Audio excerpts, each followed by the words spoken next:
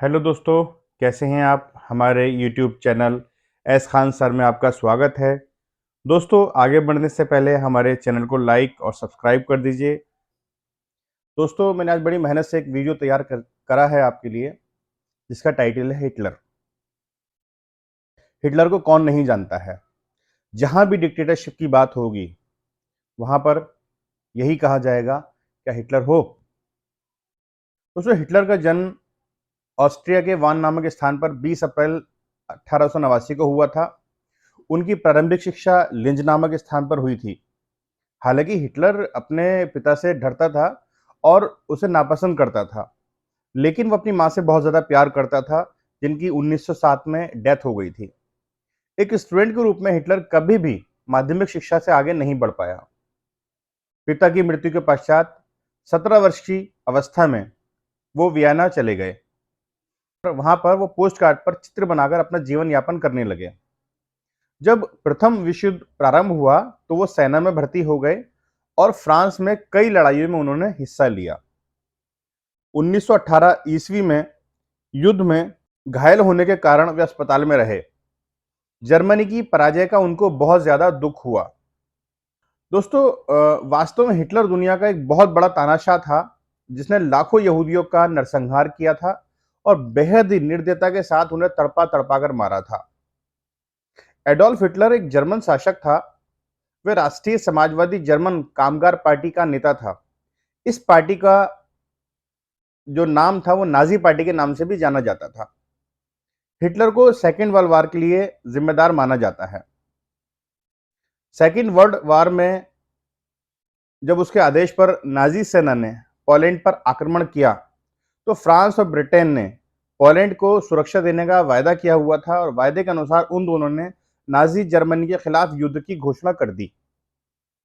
नाजियों ने अपने धुआंधार प्रचार के जरिए हिटलर को एक मसीहा, एक रक्षक, एक ऐसे व्यक्ति के रूप में पेश किया जिसने मानव जनता को तबाही से उभारने के लिए अवतार लिया हो। नाजी थे कौन? ये दक्षिणपंथी थे, यहूदी विरोधी थे, कम्युनिस्ट विरोधी और लोकतंत्र विरोधी भी थे। उल्टे स्वास्तिक छपे लाल झंडे, नाजी सैल्यूट और भाषणों के बाद खास अंदाज में तालियों की गड़गड़ाहट, ये सारी चीजें शक्ति प्रदर्शन का हिस्सा थी और पहचान थी। दोस्तों, हिटलर का मानना था कि जर्मन आर्यन हैं और विश्व में सर्वश्रेष्ठ हैं। उनकी जो नस्ल है विश्व में सबसे अच्छी है, इसलिए उनको सारी दुनिया पर राज करने का अधिकार है। अपने तानाशाही पूर्ण आचरण से उसने विश्व को सेकेंड वर्ल्ड वार में झोंक दिया था। दोस्तों, वो भाषण की कला में निपुण थे। उसकी वाणी में जादू था, बिल्कुल जादू का काम करती थी और हर बात से जनता का दिल जीत लेती थी। आधुनिक युग में प्रचार का काफी महत्व है। प्रचार वो शक्ति है जो झूठ को सच और सच को झूठ बना सकती है। संयोगवश हिटलर को भी एक महान प्रचारक मिल गया था, जिसका नाम गोबेल्स था। उनका सिद्धांत था कि झूठ बातों को इतना दोहराओ कि वो सत्य बन जाएं। इसी तरह उनकी सहायता से जनता का दिल जीतना हिटलर के लिए आसान हो गया। दोस्तों, हिटलर के बारे में थोड़ी सी बातें मैं आपको बताऊं। वैसे तो हिटलर पर पूरी पीएचडी हो चुकी है, रिसर्च हो चुकी हैं, फिल्में भी बन चुकी हैं। एक छोटा सा मैंने कोशिश की है। दोस्तों, हिटलर एक जबरदस्त वक्ता था। उसने एक राष्ट्र एक नेता का नारा दिया। उसका जोश और उसके शब्द लोगों को हिलाकर रख देते थे। वो अपने भाषणों में एक शक्तिशाली राष्ट्र की स्थापना, वर्साई संधि में हुई नाइंसाफियों के प्रतिशोध और जर्मन समाज की खोई हुई प्रतिष्ठा वापस दिलाने का आश्वासन देता था। उसका वादा था कि वो बेरोजगारों को रोजगार और नौजवानों को एक सुरक्षित भविष्य देगा। उसने आश्वासन दिया कि वो देश को विदेशी प्रभाव से मुक्त कराएगा और तमाम विदेशी साजिशों का मुंहतोड़ जवाब देगा। हिटलर ने राजनीति की एक नई शैली रची थी। वो लोगों को गोलबंद करने के लिए आडंबर और प्रदर्शन की अहमियत को समझता था। हिटलर के प्रति भारी समर्थन दर्शाने और लोगों में परस्पर एकता का भाव पैदा करने के लिए नाजियों ने बड़ी बड़ी रैली और जनसभाएं आयोजित की। नाजी यूथ लीग का गठन 1922 में हुआ था। 4 साल बाद उसे हिटलर यूथ का नाम दे दिया गया। 1933 तक आते आते इस संगठन में 12.5 लाख से ज्यादा बच्चे शामिल हो चुके थे। युवा आंदोलन को नाजीवाद के तहत एकजुट करने के लिए बाकी सभी युवा संगठनों को पहले भंग कर दिया गया और बाद में उन पर प्रतिबंध लगा दिया गया। हिटलर का दरिंदा दोस्त आग को पानी, पानी को आग बोलता था और लोग मान लेते थे। प्रचार के जरिए उसने हिटलर को जर्मनी का भगवान बना दिया था। झूठ को सच बनाने में उसे महारत हासिल थी। इस शख्स का नाम था पॉल जोसेफ गोएबल्स। हिटलर और गोएबल्स की दोस्ती की एक ही वजह थी, वो थी यहूदियों के प्रति उनकी साझा नफरत। दोस्तों 21वीं सदी के हिसाब से हिटलर के आईटी सेल का मुखिया, पादरी बनने की चाह रखने वाला, एक पैर से लंगड़ा के चलने वाला, नाजी जर्मनी का सबसे ताकतवर मंत्री गोएबल्स वो शख्स था जिसने जर्मनी के लाखों लोगों को विश्वास दिला दिया था कि यहूदी उनके सबसे बड़े दुश्मन हैं। उन्हें गैस चैम्बर में झोंक डाला जाना चाहिए। लोग उसकी बात सुनकर अपने विकलांग और बीमार रिश्तेदारों को जर्मन पुलिस के हाथों मरवाने को तैयार हो जाते थे। उसने प्रेस में हिटलर के खिलाफ आने वाली सारी खबरें बैन कर दी थी और नाजी विचारधारा का विरोध करने वाली सारी किताबें जला डाली थी। हालांकि उसकी नजर प्रेस से ज्यादा ऑडियो वीडियो मीडियम पर भी थी। हिटलर की रैलियों में दिखने वाली शानो शौकत गोएबल्स के दिमाग का आइडिया था। हिटलर की छपने वाली हर तस्वीर उसकी नजर से होकर जाती थी। हिटलर की आवाज लोगों तक पहुंचाने के लिए उसने जर्मन इंजीनियरों से एक सस्ता रेडियो बनवाया जिन्हें पूरे जर्मनी में बेचा गया। चौराहों पर स्पीकर लगवाए गए जिससे हिटलर की भाषण सीधे लोगों तक पहुंचते थे। मीडिया शासन के लिए समर्थन हासिल करने और नाजी दृष्टिकोण को फैलाने के लिए मीडिया का बहुत सोच समझकर इस्तेमाल किया गया। नाजी विचारों को फैलाने के लिए तस्वीरों, फिल्मों, रेडियो, पोस्टरों, आकर्षक नारों और इश्तिहारी पर्चों का खूब सहारा लिया जाता था। पोस्टरों में जर्मनी के दुश्मनों की रटी रटाई छवियां दिखाई जाती थी। उनका मजाक उड़ाया जाता था, उन्हें अपमानित किया जाता था, उन्हें शैतान के रूप में पेश किया जाता था। समाजवादियों और उदारवादियों को कमजोर और पथभ्रष्ट तत्वों के रूप में प्रस्तुत किया जाता था।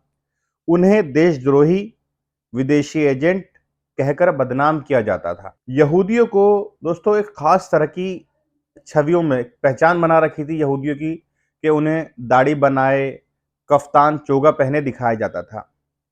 जबकि वास्तव में जर्मन यहूदी और बाकी जर्मनों के बीच डिफरेंस करना इम्पॉसिबल था क्योंकि दोनों समुदाय एक दूसरे में काफी घुले मिले हुए थे। दोस्तों यहूदियों को केचुआ, चूहा, कीड़ा जैसे शब्दों से संबोधित किया जाता था। सभी तरह के अब्यूजिंग वर्ड यूज किए जाते थे उनके लिए। उनकी चाल ढाल की तुलना कुतरने वाले छछूंदरी जीवों से की जाती थी। नाजीवाद ने लोगों के दिलो दिमाग पर गहरा असर डाला। उनकी भावनाओं को भड़काकर उनके गुस्से और नफरत को विशेष वर्ग पर केंद्रित कर दिया गया। यहां तक कि उनकी धार्मिक जो काम थे उसको भी निगेटिव बनाया गया।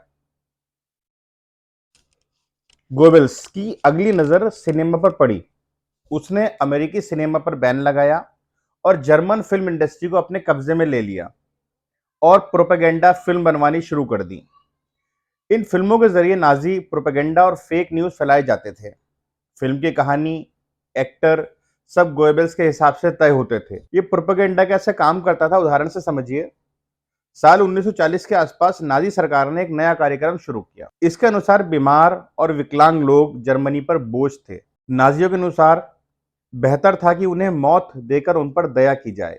ये बात लोगों को समझाना आसान नहीं था। आखिर क्यों ही कोई अपने सगे संबंधियों को मारने के लिए तैयार होता। इसलिए कार्यक्रम के पक्ष में माहौल बनाने के लिए गोएबल्स ने प्रोपेगेंडा का सहारा लिया। उसने एक फिल्म बनवाई जिसका नाम था आई एक्यूज्ड। फिल्म में एक ऐसे डॉक्टर की कहानी थी जो लाइलाज बीमारी से पीड़ित अपनी पत्नी को मार डालता है। इस मामले में उस पर एक केस चलता है। केस में मुख्य बहस यही थी कि डॉक्टर ने जो किया, क्या वो मर्डर था या दया। द इटर्नल ज़्यू, एक दूसरी मूवी और बनाई जिसका नाम था the eternal Jew. Night of the broken glass की घटना के कुछ महीनों बाद गोएबल्स पोलैंड गया। उसके साथ एक फिल्म क्रू था। यहाँ गोएबल्स ने यहूदियों के ऊपर एक डॉक्यूमेंट्री बनाई जिसमें जर्जर हालात और गंदगी में रह रहे यहूदियों को दिखाया गया था। यहूदी मजबूर थे, लेकिन डॉक्यूमेंट्री में उन्हें ऐसा दिखाया गया था मानो वो जानबूझकर गंदगी में रह रहे हों। इस डॉक्यूमेंट्री को नाम दिया गया था द इटर्नल ज्यू, यानी एक यहूदी हमेशा ऐसा ही रहेगा। गोएबल्स के अनुसार जानवरों जैसा। नूनबर्ग नागरिकता कानून। 5 सितंबर 1935 के दिन न्यूरेमबर्ग कानून बनाकर जर्मन यहूदियों को जर्मन नागरिकता से वंचित कर दिया गया और उल्टे स्वास्तिक नाजी जर्मनी का आधिकारिक प्रतीक बना दिया गया और उल्टे स्वास्तिक को नाजी जर्मनी का आधिकारिक प्रतीक बना दिया गया। 1933 में हिटलर के सत्ता में आने के बाद नाजीवाद जर्मनी की सरकारी विचारधारा बन गया और यहूदियों को व्यवस्थित और सुनियोजित तरीके से निशाना बनाया गया। यहूदियों और जर्मनियों के बीच शादी पर भी प्रतिबंध लगा दिया गया। शुरुआत में तो यह कानून सिर्फ यहूदियों के लिए ही बने, लेकिन बाद में इन्हें जिप्सियों या बंजारों और अश्वेतों पर भी लागू कर दिया गया। इससे पहले ही जर्मनी में यहूदी व्यवसायों का बहिष्कार शुरू हो गया था। जबरन नसबंदी। हिटलर के वक्त के नाजी जर्मनी ने 1933 में हजारों लोगों की नसबंदी करा दी थी, आनुवंशिक बीमारियों पर काबू पाया जा सके। जिनकी नसबंदी नहीं हुई उन्हें मरवा दिया गया। दोस्तों, जब किसी की नसबंदी के बारे में फैसला किया जाता था तो उसके पास सिर्फ 3 विकल्प होते थे। एक तो ये कि वो आसानी से नसबंदी करवा लें या फिर अदालत में इसके खिलाफ चुनौती दें। ये तीसरा था कि दुनिया से गायब होने की कोशिश करें। कानूनी चुनौती का कोई मतलब नहीं था, क्योंकि आमतौर पर ऐसी अपीलें गिर जाया करती थी और भागने वाले को पकड़ लिया जाता था, यानी इससे बचने का कोई रास्ता था ही नहीं। जबरन नसबंदी का काम जर्मनी के सभी प्रांतों के अस्पतालों में किया जाता था। यहां तक कि नाबालिग लड़कों को भी इससे अलग नहीं रखा जाता था। कभी कभी तो 14 साल के बच्चों की भी नसबंदी कर दी जाती थी। रिसर्च से पता चलता है कि 1945 तक करीब 4 लाख लोगों की नसबंदी की गई। अनुमान है कि इसके बाद बीमार पड़े करीब 6000 लोगों की जानें चली गई। सभी राजनीतिक दलों पर प्रतिबंध। हिटलर के द्वारा सन 1933 में राइखस्टैग के चुनावों की घोषणा की गई। चुनावों से पूर्व रहस्यमय ढंग से राइखस्टैग में आग लग गई, जिसका दोष साम्यवादियों पर लगाया गया। साम्यवादी दल को हिटलर ने प्रतिबंधित कर दिया। हिटलर के दल को 288 सीट्स हासिल हुई।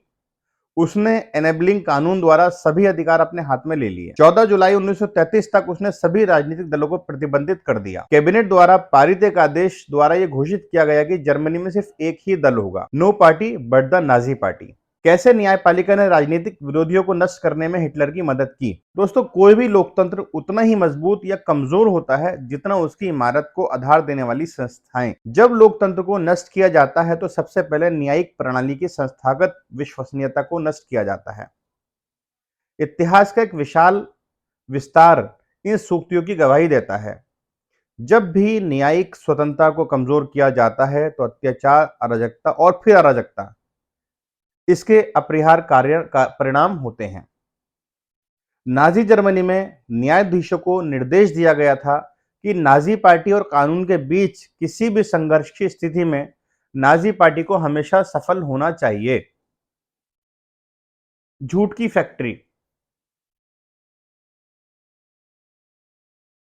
दोस्तों, गोबेल्स तो मर गया, लेकिन उसकी इजाद की हुई झूठ की फैक्ट्री जिंदा रही।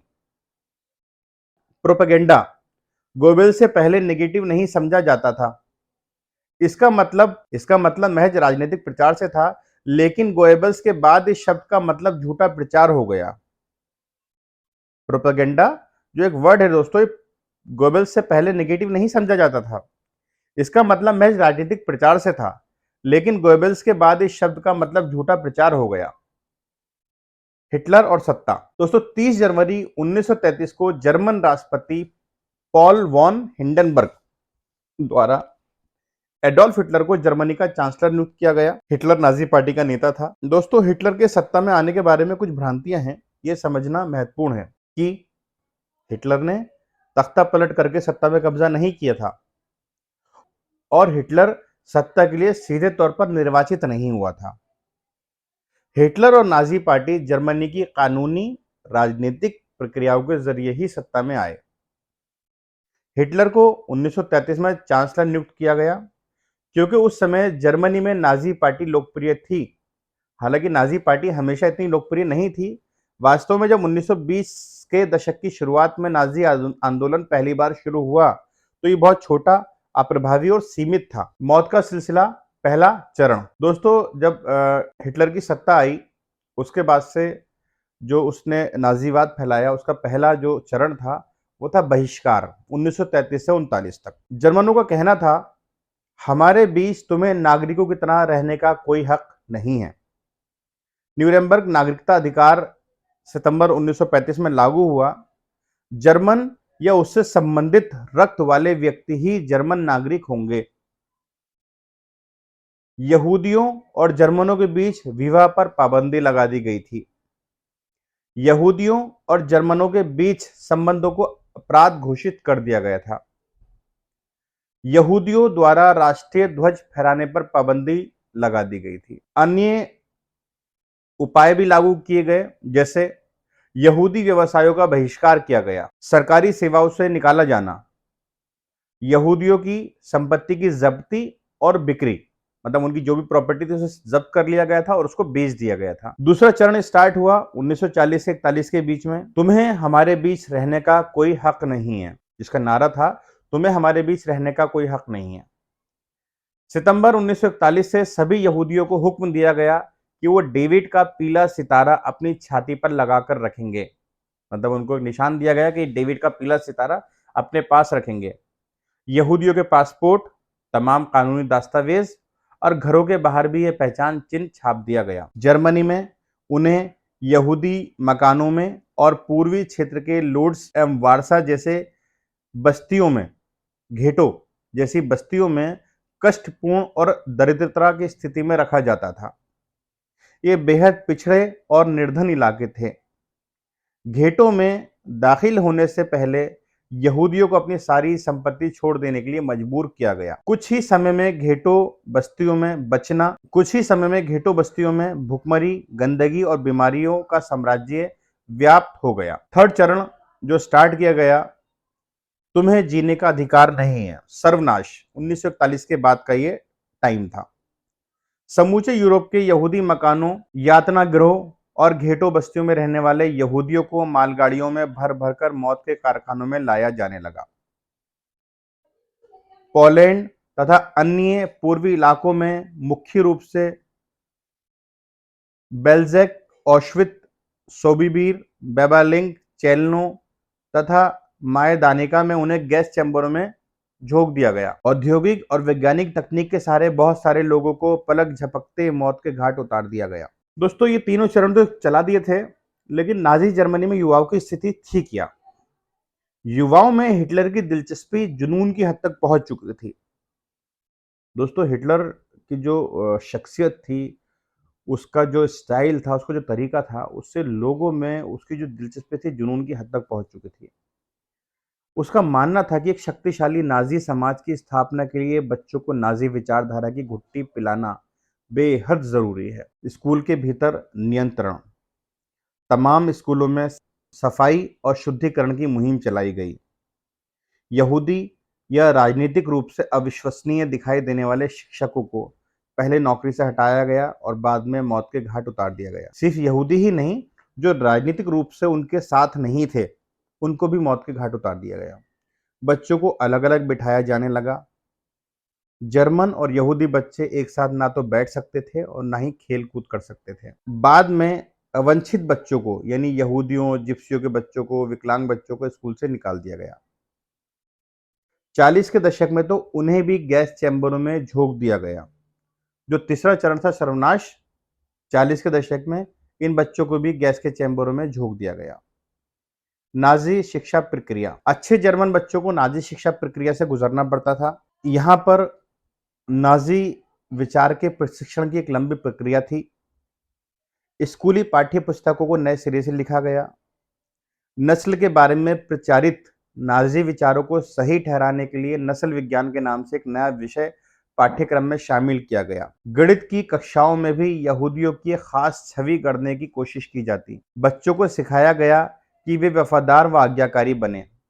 यहूदी से नफरत और हिटलर की पूजा करें। खेल कूद के जरिए भी बच्चों में हिंसा और आक्रामकता की भावना पैदा की जाती थी। हिटलर का मानना था कि मुक्केबाजी का प्रशिक्षण बच्चों को फौलादी दिल वाला, ताकतवर और मर्दाना बना सकता है। राष्ट्रवाद की भावना भरना। जर्मन बच्चों और युवाओं को राष्ट्रवाद की भावना से लैस करने की जिम्मेदारी युवा संगठनों को सौंपी गई। 10 साल की उम्र के बच्चों को युंगफॉन्ग में दाखिल करा दिया जाता था। ये युंगफॉन्ग 14 साल के कम उम्र वाले बच्चों के लिए बनाया गया नाजी युवा संगठन था। 14 साल की उम्र में सभी लड़कों को नाजियों के युवा संगठन हिटलर यूथ की सदस्यता लेनी पड़ती थी। इस संगठन में वो युद्ध की उपासना, आक्रामकता, हिंसा, लोकतंत्र की निंदा और यहूदी, कम्युनिस्टों, जिप्सियों व अन्य अवंचितों से घृणा करने का सबक सीखते थे। गहन विचारधारात्मक और शारीरिक प्रशिक्षण के बाद लगभग 18 साल की उम्र में वे लेबर सर्विस में शामिल हो जाते थे। इसके बाद उन्हें सेना में काम करना पड़ता था और किसी नाजी संगठन की सदस्यता लेनी पड़ती थी। नाजी समर्थकों की प्रतिक्रिया। बहुत सारे लोग नाजी शब्दजाल और धुआंधार प्रचार का शिकार हो गए थे। वे दुनिया को नाजी नजरों से देखने लगे थे, अपनी भावनाओं को नाजी शब्दावली में ही व्यक्त करने लगे थे। किसी यहूदी से आमना सामना हो जाने पर उन्हें अपने भीतर गहरी नफरत और गुस्से का एहसास होता था। उन्होंने यहूदियों के घरों के बाहर निशान लगा दिए गए, बल्कि जिन पड़ोसियों पर शक था उनके बारे में भी पुलिस को सूचित कर दिया गया। उन्हें पक्का विश्वास था कि नाजीवाद ही देश को तरक्की के रास्ते पर लेकर जाएगा। यही व्यवस्था सबका कल्याण करेगी। नाजी विरोधियों की प्रतिक्रिया। दोस्तों, जर्मन का हर व्यक्ति नाजी नहीं था। बहुत सारे लोगों ने पुलिस दमन और मौत की आशंका के बावजूद नाजीवाद का जमकर विरोध किया। मूक दर्शक जनता। जर्मन आबादी का एक बहुत बड़ा हिस्सा इस पूरे घटनाक्रम का मूक दर्शक और उदासीन साक्षी बना हुआ था। लोग कोई विरोधी कदम उठाने, अपने मतभेद व्यक्त करने और नाजीवाद का विरोध करने से डरते थे। वे अपने दिल की बात कहने के बजाय आंख फेरकर चल देना ज्यादा बेहतर समझते थे। एक कविता थी उस समय बड़ी फेमस। पहले वे कम्युनिस्ट को ढूंढते हुए आए, पहले वे कम्युनिस्टों को ढूंढते हुए आए, लेकिन मैं कम्युनिस्ट नहीं था, इसलिए मैंने कुछ नहीं कहा। फिर वे सोशल डेमोक्रेट्स को ढूंढते हुए आए, मैं सोशल डेमोक्रेट्स नहीं था, इसलिए मैं चुप रहा। इसके बाद वे ट्रेड यूनियन वालों को ढूंढते हुए आए, लेकिन मैं ट्रेड यूनियन में नहीं था। फिर वे यहूदियों को ढूंढते हुए आए, लेकिन मैं यहूदी नहीं था, इसलिए मैंने कुछ नहीं किया। और फिर अंत में जब वो मेरे लिए आए तो वहां कोई नहीं बचा था जो मेरे साथ खड़ा हो सके। जर्मन इतिहास की काली रात। दोस्तों, ये काली रात हमेशा याद रहेगी जर्मन इतिहास। 9 नवंबर 1938 जर्मन इतिहास की एक ऐसी रात थी जिसके बाद शांति का सूरज निकलने में कई दशक निकल गए। यही वो रात थी जब नाजी शासन ने सुनियोजित तरीके से यहूदियों के खिलाफ हिंसा शुरू की थी। 9 नवंबर 1938 को पहली बार तानाशाह एडोल्फ हिटलर के काले इरादे सामने आए। इसी रात नाजी सरकार ने जर्मनी में यहूदियों की करीब 7,500 दुकानें, उनके प्रार्थना स्थल और यहां तक कि उनकी कब्रगाह भी नहीं छोड़ी। घरों तक पर हमले किए गए। इन सब में कितने लोग मारे गए ये तो पता नहीं, लेकिन नाजी शासन के आंकड़े बताते हैं कि उस रात सिर्फ 91 यहूदियों को मारा गया। लेकिन इतिहासकार कहते हैं कि उस रात 1300 यहूदियों की हत्या की गई। 1300 यहूदियों की हत्या की गई।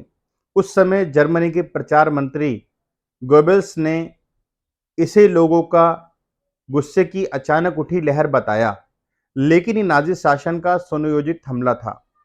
इसमें लोगों ने सक्रिय तौर पर हिस्सा तो नहीं लिया, लेकिन हमलों के दौरान यहूदियों की बहुत ज्यादा मदद भी किसी ने नहीं की। तत्कालीन सरकार का कहना था कि 7 नवंबर 1938 को पेरिस में एक जर्मन राजनयिक पर हुए आतंकी हमले का विरोध और गुस्से के तौर पर लोगों ने 8 नवंबर को तोड़फोड़ की।